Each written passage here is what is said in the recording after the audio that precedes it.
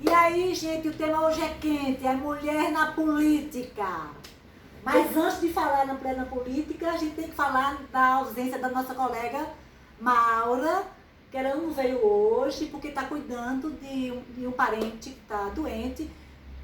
Mas volta logo, viu, né? Viu, Maura? Volta logo. No próximo vídeo ela estará. Hoje o trio está incompleto, mas aí a gente vai tentar dar conta do recado, só nós duas. Então, a gente achou interessante trazer essa reflexão para nós mulheres, né? Por que é importante ter mulher na política? Por que é importante ter mulher em cargos de decisão? Né? Eline estava me dizendo, a gente estava conversando, porque assim, eu estou mais antenada com esse tema depois que eu virei conselheira da mulher. Estou no segundo mandato e eu tenho aprendido muito. Fiz cursos de formação política em gênero e eu tenho aprendido muito. Então a gente estava conversando antes, né, e a Eline estava dizendo que nunca, como a Eline nunca tinha parado para pensar. Não, eu nunca tinha parado para pensar sobre isso. Eu votava em homens achando que é isso mesmo, né? Pouca mulher se candidatando, eu nunca prestei atenção, nunca tinha acordado para Jesus. Acordei agora, porque a Eliana, a gente conversando antes, ela me alertou da importância da gente ficar atenta a essa questão da mulher, pouca mulher na política. Exatamente. Né? Pois é, então assim, o estudo, ele traz inclusive 2 dados que a gente fica impressionada, né? Que no mundo, apenas 24% de instâncias de poder, de cargos de poder nos parlamentares, que são parlamentares, são vereadoras, deputadas estaduais, deputadas federais, senadoras. Esses são os parlamentos, né? A Câmara de Vereadores, a Assembleia Legislativa, a Câmara Federal e o Senado. Então, o estudo foi feito nesse espaço, que é um espaço que a gente pode pensar que não tem importância. Claro que tem importância. Ele tem a mesma importância que o executivo, ou quiçá mais do que o executivo. Porque o executivo, que é o prefeito, o governador e o presidente, executam o que a lei determina. E quem faz as leis são os parlamentares. Os vereadores, eu estou dizendo os porque por enquanto eles ainda são maioria.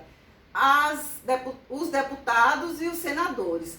Então, os dados são alarmantes. No mundo, apenas 24%. No Brasil, que nós somos a maioria da população brasileira é de mulheres. Quase 56%. Agora se assustem, qual é o da mulher, Eliane? 15% apenas. Ou seja, lá no Congresso, o povo que decide se vai ter auxílio, se vai prorrogar, se não vai, se vai aumentar impostos, se vai ter CPMF, se não vai ter, se aumenta a luz.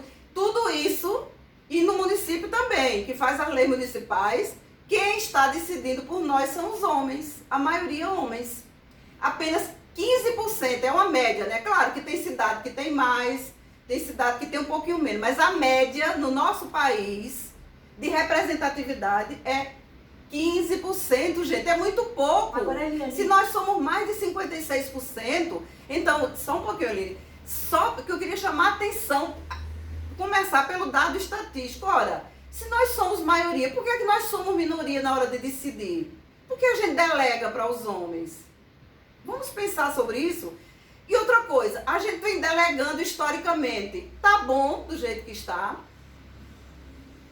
Tá bom para nós mulheres. Todo dia morrem mulheres de maneira brutal. Tem mulheres que não conseguem acessar a rede pública de saúde, que não conseguem estudar, que não tem creche suficiente. Tudo isso tem a ver com política. Tudo isso tem a ver com em quem a gente vota, a quem a gente delega para fazer as leis, para decidir para onde o dinheiro vai, né, não, Eline? Essa questão do orçamento é muito sério. Porque, veja só, eu vou votar numa pessoa que vai fazer lei contra mim. Pois é. Que é o que acontece geralmente. Né? Pois é. E quando diminui a verba da saúde, isso vai mexer comigo. E quando diminui o orçamento da mulher, como, por exemplo, a gente vive num cenário nacional que praticamente acabaram as políticas para mulheres. Eliane, mas fala sobre a questão da mulher quando ela, na política, quando ela consegue chegar lá. Pois é, assim, eu queria só ressaltar o seguinte, que a gente não está dizendo que não tem nenhum homem que presta, pelo contrário. Existem homens sérios, existem homens que defendem a igualdade entre homens e mulheres, porque somos seres humanos iguais. Tem homens que, inclusive, são feministas e se definem assim. Eu conheço alguns. Não vou dizer aqui porque a gente está em momento de eleições para não favorecer candidaturas. Mas, assim, tem muitos homens sérios. Mas nós temos muitas mulheres e somos maioria sérias e com capacidade. Então, e por que isso? Não apenas porque nós somos maioria, respondendo a pergunta de Eliane. Então, o estudo mostrou que realmente quando a mulher está em cargo de decisão, ela decide de maneira diferente. Primeiro, foram 2 pesquisas durante um ano nesses países. E teve uma pergunta em uma das pesquisas que eles ficaram deslumbrados com o resultado. Quando perguntava o que é inovação na política. Então, assim, quase que 100% das pessoas entrevistadas nesses 6 países diziam que inovação da política é a mulher, especialmente a mulher negra de periferia. E ela inova como? Aí o estudo vem dizendo, ela inova porque ela é pragmática para fazer uma política séria, acabar com clientelismo, com favoritismo, com essas coisas que distorcem o objetivo dos orçamentos públicos. Então, ela faz diferença na política, né? Aquela coisa que a gente chama da velha política, que é assim mesmo, é tudo entre eles, a mulher faz diferente. Então, isso está comprovado no estudo. Outra coisa, como ela administra os conflitos familiares, historicamente, ela consegue dialogar com quem pensa diferente. Então, ela constrói consensos nas câmaras municipais, na Câmara Federal, no Senado, na Assembleia Legislativa. Ela dialoga com partidos diferentes, de ideologias diferentes, com mais facilidade do que os homens que estão lá, naquele vício de direita e esquerda, né? Bom, ruim. Então, as mulheres, elas são mais conciliadoras. E tem horas que para você conseguir votar uma coisa que é bom para a maioria, boa para a maioria, você tem que construir consensos. Então, ela tem essa capacidade de escuta, porque em casa ela escutava mais do que ouvia. Então, aquilo que fez mal durante muito tempo, que a mulher não tinha poder nem dentro de casa e muito menos fora, está ajudando-a a executar muito bem o seu papel enquanto política eleita. E quando você falou, a gente estava conversando antes, e quando a mulher chega lá, ela é impedida de se manifestar. Então, ela não é ouvida, ela tenta falar e eles não deixam. Para se falar, e você falou que elas são preparadas, elas têm um discurso, elas têm toda uma política.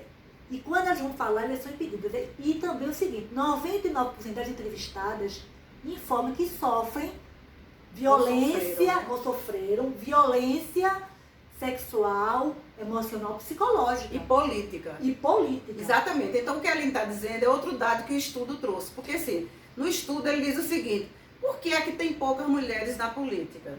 Então, primeiro porque, historicamente, são os homens que decidem. Os cargos dos partidos, a maioria, os cargos de decisão são homens, são poucos os partidos que têm mulheres à frente. São homens e eles decidem ter a maioria de candidatos homens. E mesmo quando tem mulheres, investem mais nas candidaturas dos homens. E aí a maioria dos homens são eleitos. Não é porque eles são melhores, é porque eles têm mais apoio. Aí já é um dificultador. Outro dificultador é que o que a Aline diz, quando elas estão ocupando o cargo, elas sofrem muito preconceito. Quando não são assassinadas, como Marielle foi assassinada no Rio. Negra, lésbica e pobre, da periferia. E fazia uma diferença, porque ela ia atrás para brigar pelos direitos da maioria da população, como vereadora. Aí, mataram, assassinaram. Então, algumas pessoas podem ter ficado inibidas, mas o estudo mostra que a gente teve um avanço muito grande de candidaturas de mulheres na periferia. Eu acho que isso fez com que a mulher dissesse, pois agora a gente vai à luta, a gente não tem medo. Deu a gota serena, agora a gente vai lutar. Agora a gente vai lutar e inova. Não sei se vocês lembram, mas nós temos na Assembleia de Pernambuco, fomos inovadoras junto com São Paulo, na última eleição do Estado, uma candidatura de mulheres chamada Juntas, que é mais de uma mulher, acho que são três mulheres, um mandato dividido por vereadoras em várias cidades do Brasil, de mulheres juntas. Ou seja, a mulher não quer o poder só para si, para fazer o bem só para si, ela quer dividir. Ela começa dividindo o espaço de poder no parlamento. Já mostra a diferença. Quando ela está lá, o estudo mostra que ela pensa em todos, claro, porque é ela que cuida da família. A gente tem esse background, né? A gente tem esse histórico, porque a Lília é professora de inglês, é o histórico que ela quer dizer. Nós temos o histórico que durante um tempo foi ruim pra gente, deixou a gente dentro de casa, né? O homem ia trabalhar e a gente ficava cuidando da família, da casa, bererê, bererê, só que isso foi ruim porque a gente perdeu espaço fora, mas por outro lado, nos deu uma capacidade de fazer 1000 coisas ao mesmo tempo e resolver tudo. Porque a gente cuida dos idosos, cuida dos doentes, né? A gente que leva as crianças para o médico, então a gente sabe como é que está o posto médico, Vai para a escola, o remédio que está faltando, como é que está a educação, que a gente vai para reunião nas escolas, a gente faz das tripas coração para a feira, dá até o final do mês, então a gente sabe como é que está a economia, os preços, o que é que subiu. Então tudo isso nos deu a capacidade de olhar um problema sobre vários ângulos. Portanto, nós temos, está provado o estudo, não é o que eu acho, não, eu nem sabia que era assim, viu, gente?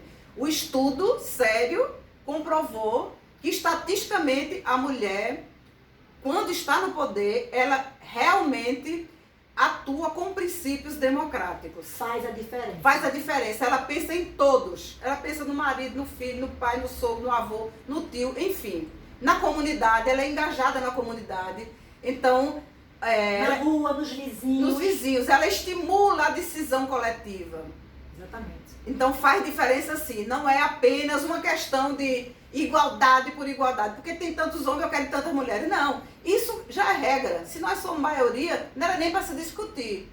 Mas a questão é mais, é porque nós fazemos a diferença. Eliane, Nós queremos o bem da família, da comunidade. essas mulheres que entram na política e servem para os objetivos dos homens. Pois é, lembra que na televisão saiu um tempo aí, descobriram umas candidaturas de mulheres laranjas.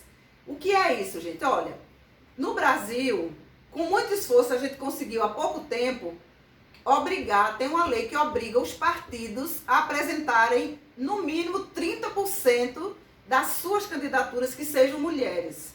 Aí os partidos têm que cumprir isso. Se eles não cumprirem, não participam da eleição. O que é que muitos partidos fazem? Não são todos. Muitos partidos fazem o quê? Botam um monte de mulheres e não investem na candidatura delas. Investem na candidatura dos homens. O estudo mostrou que teve um percentual altíssimo de mulheres candidatas que não votaram nem nelas mesmas. Votaram em quem os homens queriam. Aí a gente vê o seguinte, que é o machismo entranhado. Ainda. Né? A pessoa, quer dizer, a mulher é machista. Tem mulher machista, tem homem feminista. Inconsciente, a gente não está aqui acusando ninguém, pode ser inconsciente, ela está acostumada que o pai decidia, depois o marido ajuda a decidir, é o marido que bota, não, entra ali porque tem que ter tantas no meu partido, ela vai, ninguém está dizendo que a mulher faz isso por maldade, mas é preciso que a gente reflita sobre o que isso significa, quais são as consequências disso. Vamos eleger homens que a maioria não são comprometidos com os interesses da maioria da população, que somos nós, mulheres. Eliane, conta aquela história da política que mudou de ideia. Sim, a gente teve um caso, então assim, claro que a gente conversando, eu disse, sim, mas votar em mulher não é votar em qualquer mulher. Bom, esse qualquer mulher não tem um caráter discriminatório, porque assim, um princípio básico da igualdade entre a mulher que a gente precisa ter é a sororidade, né?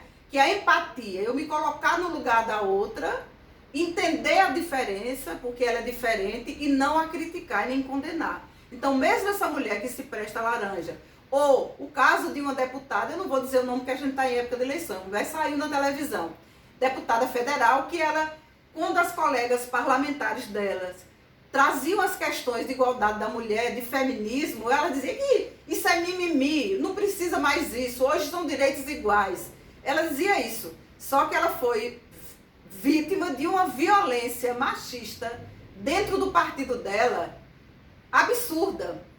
que até as mulheres que ela criticava foram solidárias com elas publicamente para dizer que isso era um absurdo, tiveram sororidade. E ela reconheceu depois publicamente que de fato não é mimimi. Então, machismo não é uma questão da gente brigar e querer desqualificar ou explorar o homem. Nós queremos direitos iguais, só isso. Queremos que todos fiquem bem.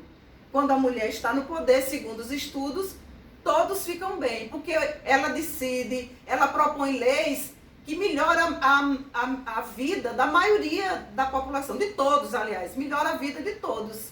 Então, é disso que a gente está falando. É isso que faz diferença quando a mulher assume. E a gente vai voltar para trazer o resultado Das eleições. Pois né? é. A gente vai fazer um vídeo do resultado das eleições. Nos aguarde. Pois é, Recife é uma cidade feminina, a maioria da população é de mulheres.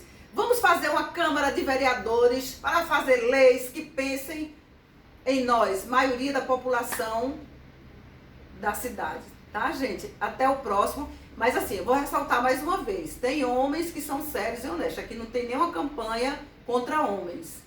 Aqui é uma campanha para dizer... E nem partidária. E nem partidária. Nós somos partidários. Inclusive, eu não sou nem filiada a partido. Nem eu. Tenho minha ideologia, não cabe dizer aqui agora, mas eu não sou filiada. Aqui nosso papo é livre em prol de todas as mulheres da cidade. Que todas nós fiquemos bem. E todos os cidadãos que, se não são mulheres, são maridos, são companheiros, são namorados, são filhos, são sobrinhos, todo agora, mundo. Outra coisa, a gente se pergunta, em quem votar? Faça uma pesquisa na internet. Vê como foi a vida, o mandato anterior da atuação dessa pessoa.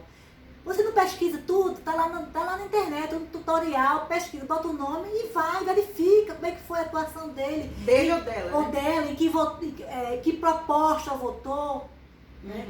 Se votou contra ou a favor. Porque veja só, gente, a gente está votando uma pessoa que vai decidir a minha vida. Isso é sério. Isso é sério. Vai decidir se o meu posto de saúde vai funcionar ou não. Vai decidir se vai ter médico ou não no meu posto de saúde. Isso é sério. Pois é.